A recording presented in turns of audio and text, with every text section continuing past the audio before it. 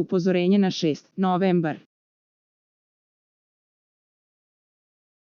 Albanci spremaju novi pakleni plan za Srbiju, time bi prešli crvenu liniju ukoliko Priština pokuša da zauzme trafo-stanicu Valač, time bi bila pređena crvena linija, a na međunarodnoj zajednici je, posle upozorenja iz Beograda da Albanci spremaju ovu akciju, da je spreči, kaže Božidar Spasic, penzionisani pripadnik DB.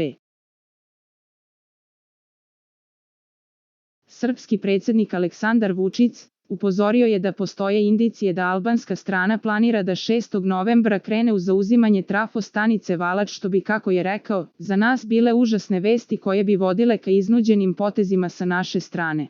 Za najnovije vesti iz zemlje i sveta kliknite subscribe, like i zvonce. Svaki dan najnovije vesti, zato nas zapratite.